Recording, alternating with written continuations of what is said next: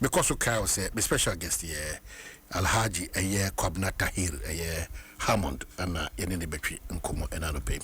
Abena quickly, what's happening in our papers? Man me de oba daily guide mu aye gina wo krata feto sunsia ensem yenu na meyi wo ha. Oman wo kai se enche bia na yetete se vako ye nyina vako yenimi yesimpegifo beton ama chese ho sense makoye bebre na eno na da bokata yi bo amane ese enye so mo beton vako na vako wo hye company na be se 1990s one man na etimi fa nipa be se 1600 no manene nipa no so atia ma workers kura wo hono krampo no ye a little below 600 and nature say adwuma na egu so atia se because enti se ba ne sa no na ye nyina no ye ho kom enti no na mpanyifo de echese wo mo epe strategic partners a wo mo so no sem wo bi betumi di sika be sem abo adwuma no amana peja na wo hwe ne kasa ne nyam no se yesi the bokata yi chese 2022 ma banda da na breso e no mo ahunu se vakoti bi e wo no enye iti cabinet agi tum se wo mo mie mu na wo ma ekita sika company se wo sika no emma meboa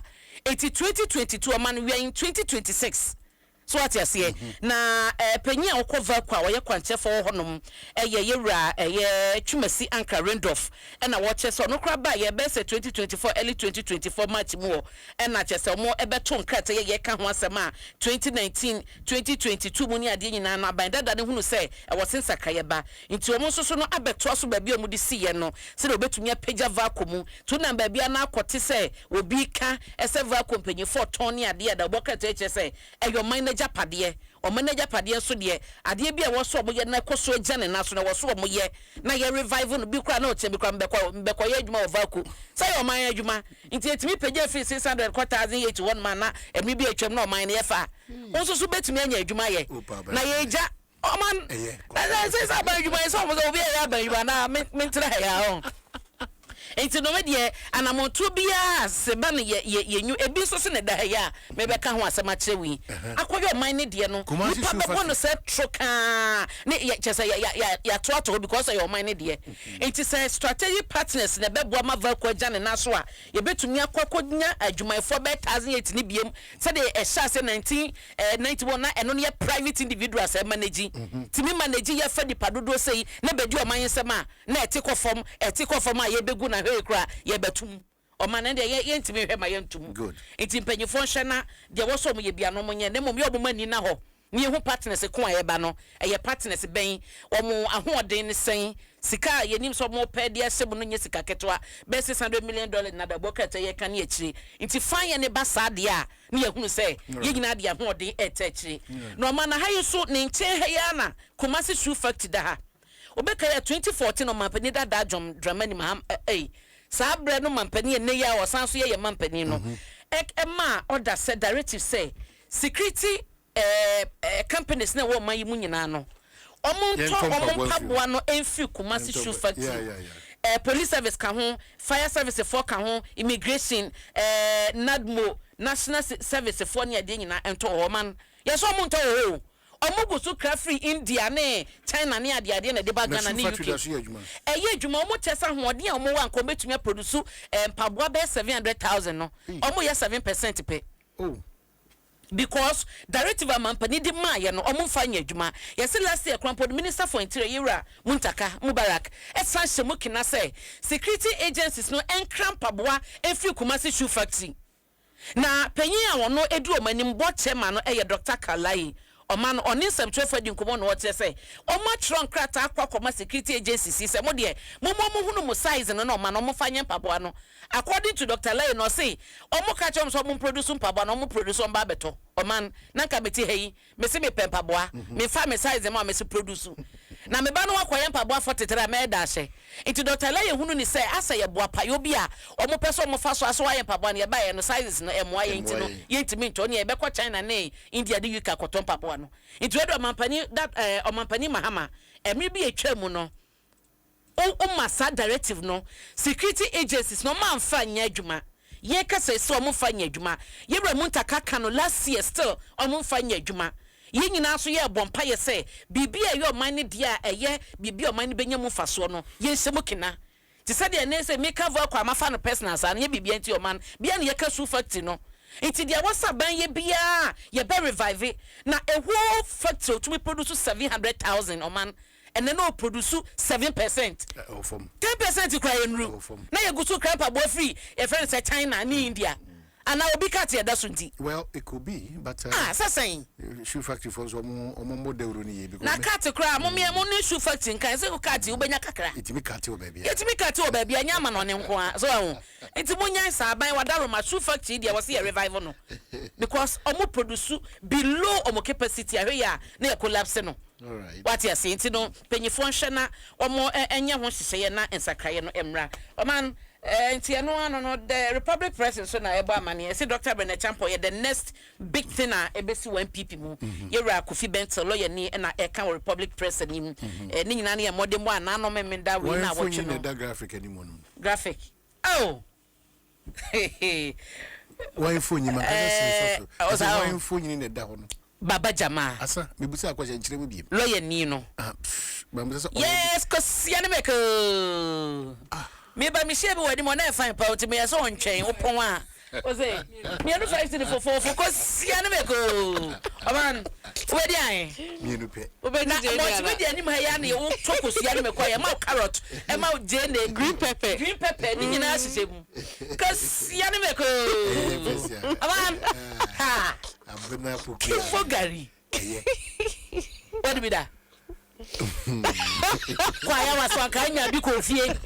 nkwaya waso manu mu wo fie hey emo half bag bronya ise o ya de pa no abi na omode ko yo mami di bronya no half bag half bag wow pankese nyina oni pankese ani ade ade one to the compound house pankese ya pan aketie na ya di konsuo no sa kokofo pan no pankese se ye nuanom dodo na no awachi ni eye koko pankese no omori yusu no yeah beka pankese obi say okra say oni ma de ko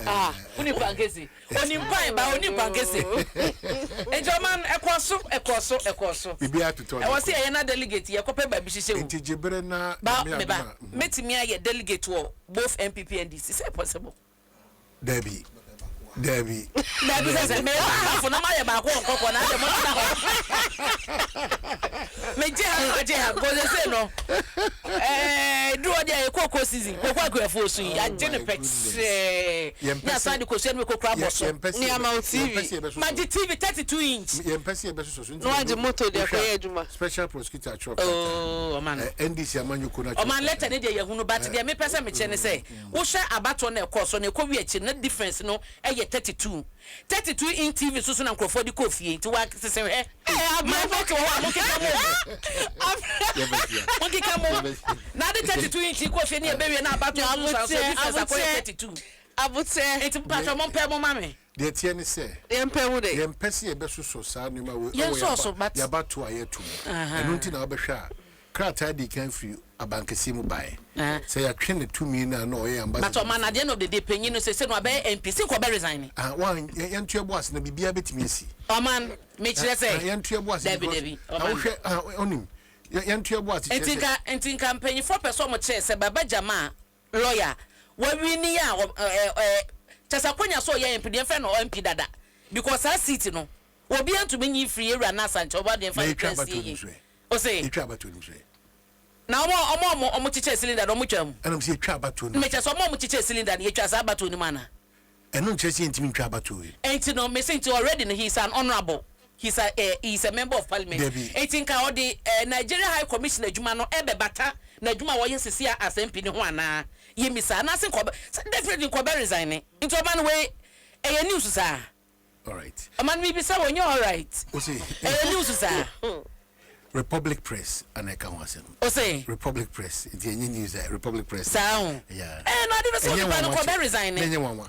na dey no krompo so no ya te say bi tua 3,000 before TV beba mu no man no bi tua 3,000 Ghana cedis o be trends na abajije ho e come trends number 1 o man no bi tua 3,000 Ghana no bi ma kivo gari no bi ma kosu ani mako story na ada bada fatu enti no say me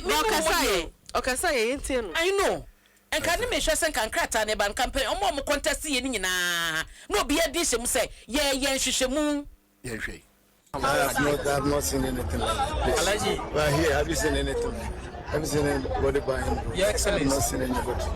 buying, so I can't comment on that. If allegations, why should you come to me? We'll investigate that allegation. So if you give television sets to people,